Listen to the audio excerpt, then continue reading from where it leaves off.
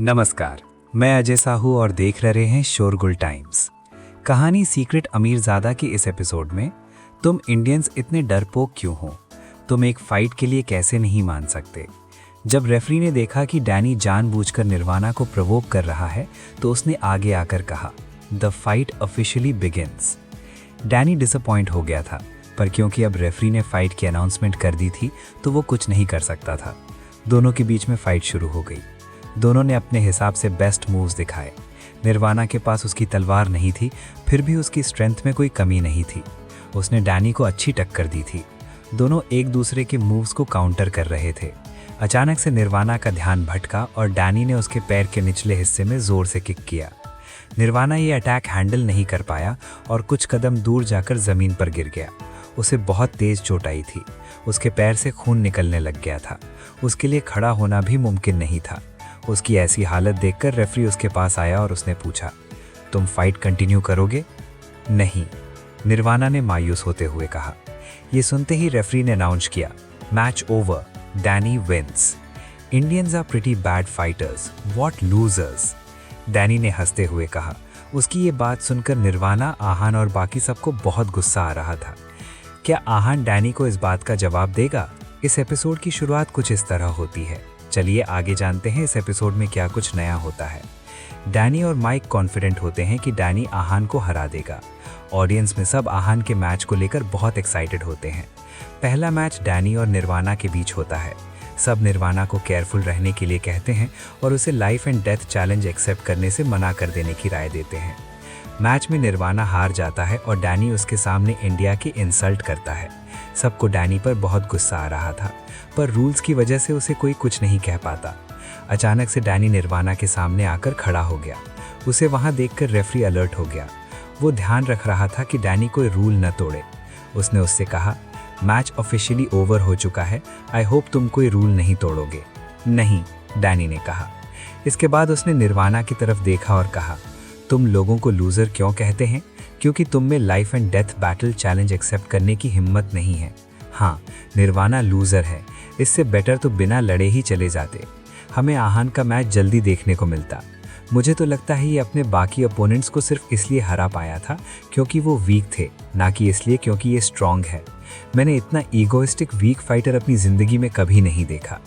Audience में सब लोग निर्वाणा को ताने मार रहे थे और उसकी बेइज्जती कर रहे थे। डैनी ने जब देखा कि ऑडियंस उसे सपोर्ट कर रही है तो उसने कहा, पता नहीं तुम इंडिया को रिप्रेजेंट करने आ भी कैसे गए। अगर तुम्हारी जगह मैं होता तो यहीं अपनी जान दे देता। निर्वाणा अलग था।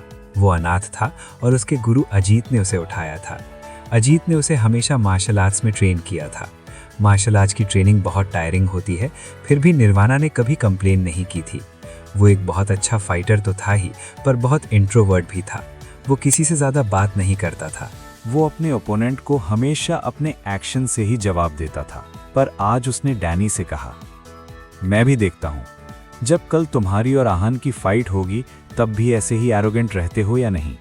आज तो नहीं, पर अगर कल आहान तुम्हें नहीं हरा पाया तो मैं अपनी जान दे दूंगा। वो भले ही एरोगेंट और ईगोइस्टिक नहीं था, पर उसमें डिग्निटी और सेल्फ रिस्पेक्ट तो थी ही। वो इस तरह अपनी बेइज्जती बर्दाश्त नहीं कर सकता था।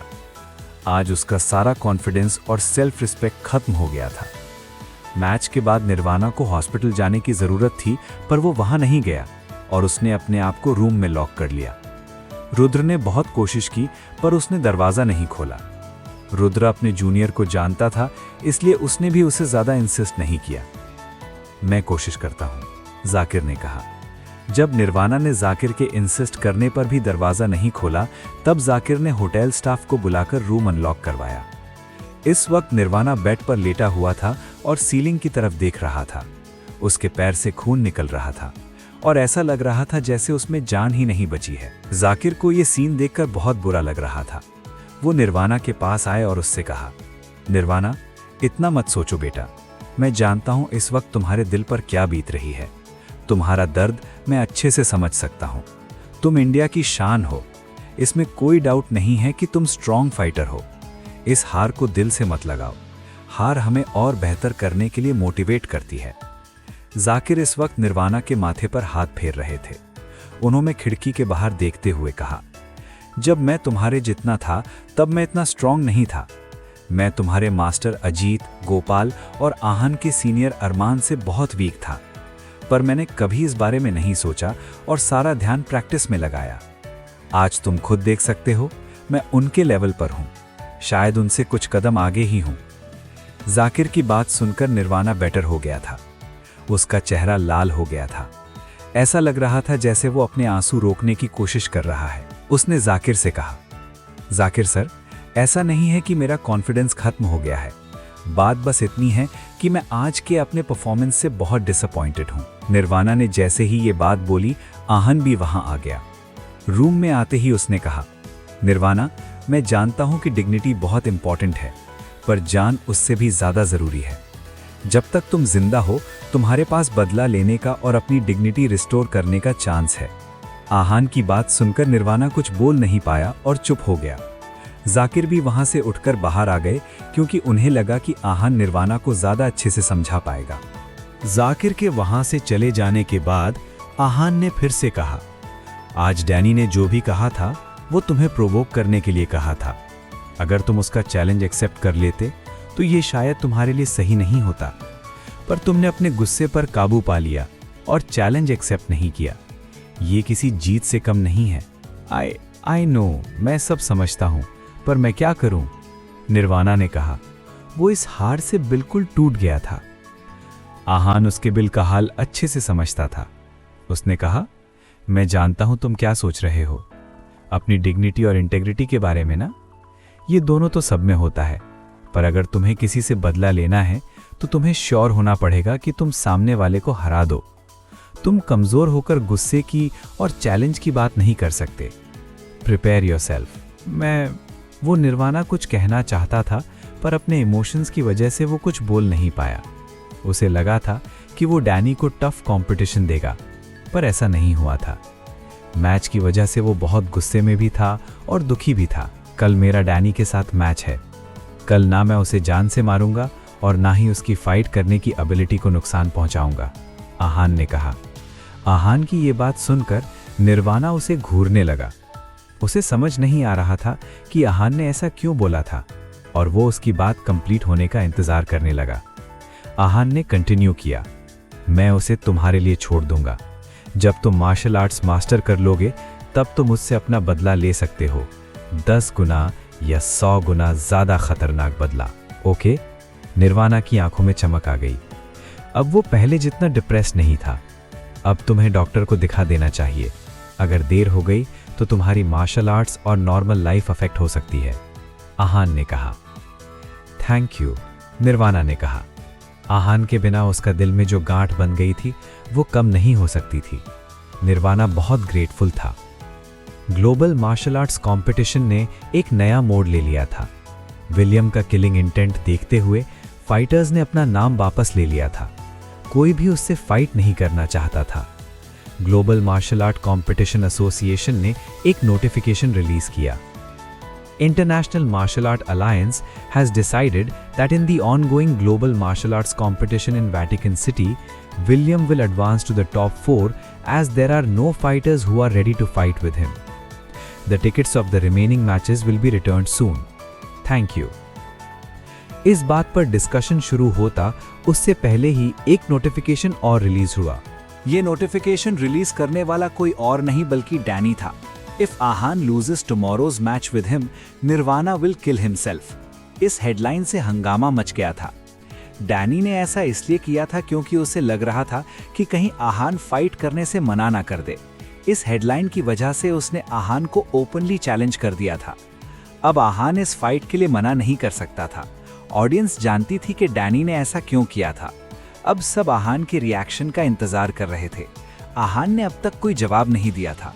सब जानते थे कि डैनी ने ये सब आहान को प्रोवोक करने के लिए किया है, और इतने दिनों में सबको आहान के कैरेक्टर के बारे में भी पता चल गया था। आहान इतने प्रोवोकेशन के बाद चुप बैठने वाला इंसान नहीं था। सब जानना चाहते थे कि वो क्या बोलेगा, पर जब अगले दिन तक भी उसका कोई मैसेज नहीं आया तब सब सोच में पड़ गए।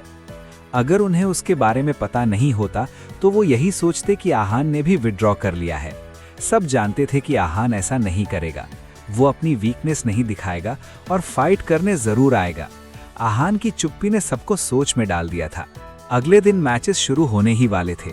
सब ऑडियंस स्टैंड्स में आकर बैठ गए थे। एरिना में बहुत ज़्यादा क्राउड था। इस मैच से सबको बहुत ज़्यादा उम्मीदें थी। आर्थर और विलियम भी एरिना में पहुंच चुके थे। उनके पीछे पोप और टिफनी भी आ गए थे। आज की फाइट देखने इंटरनेशनल मार्शल आर्ट अलायंस का जनरल सेक्रेटरी मार्क भी आया था। वो पोप और टिफनी के पास बैठा था। आज का मैच बहुत एक्साइटिंग होगा, आपको क्या लगता है मिस्टर मार्क? पोप ने पूछा। हाँ, एक्साइटिंग तो होगा और मुझे लगता है कि आज का मैच ईस्ट कॉन्टिनेंट का फाइटर डैनी जीतेगा, मार्क ने कहा। ओह, और आपको ऐसा क्यों लगता है? पोप ने पूछा। वो मार्क के इस जजमेंट से हैरान था। वो अपने आप को कारण पूछने से रोक नहीं पाया था। I know even Ahaan from India is very powerful, पर अगर देखा जाए तो उसने अपने पहले के मैचेस में सारी स्ट्रेंथ दिखा दी है। अब वो शायद डैनी के सामने अपनी 100% स्ट्रेंथ नहीं दिखा पाएगा। वहीं डैनी की बात अलग है, वो इस बार बाहर सिर्फ आहान को जान से मारने आया है, मार्क ने कहा। Okay, that's all? पोप ने पूछा। नो, आहान के तरीके को देखने के बाद भी डैनी उससे लड़ने के लिए तैयार है। उसे इस बात का डर था कि कहीं आहान मैच से अपना नाम वापस ना ले ले, इसलिए उसने उसे प्रोवोक करने का मौका भी नहीं छोड़ा। ये साबित करता है कि डैनी कितना कॉन्फिडेंट है और आहान से ज्यादा ताकतवर है, मार्क ने अपना ओपिनियन बताया। पोप और टिफनी दोनों ये बातें सुन रहे थे। जैसे ही उसने बोलना बंद किया, टिफनी ने कहा, मिस्टर मार्क, आई होप आप जानते हैं कि माइकल और स्मिथ भी आहान के सामने बहुत एरोगेंट थे। लास्ट में उनके साथ क्या हुआ था ये हम सब जानते हैं। आहान ने उन लोगों की ऐसी हालत की थी कि वो हमेशा याद रखेंगे, और आहान का बाल भी बांका नहीं हुआ था। Oh, is that so? May be I am ill informed. After listening to you even my mind is dicey, Mark ने कहा। उसने टिफनी से रिएक्शन एक्सपेक्ट नहीं किया था। वो समझ गया था कि उसकी बात सुनकर टिफनी अनहैप्पी हो गई थी। मुझे भी लगता है कि ये फाइट आहान ही जीतेगा। He is more capable. I will go with Tiffany's analysis, Pope ने हंसते हुए कहा और टिफनी की तरफ देखने लगा। टिफनी उसका मतलब जानती थी, इसलिए उसका चेहरा शर्म से लाल हो गया था और वो उससे आई कांटेक्ट अवॉइड करने लगी। सिर्फ ये तीनों ही नहीं, एरिना में सब लोग इसके बारे में ही बात कर रहे थे। आहान अब तक आया नहीं था और सब उसकी राह देख रहे थे। आहान कहाँ पर है? क्या वो इस मैच के लिए आएगा?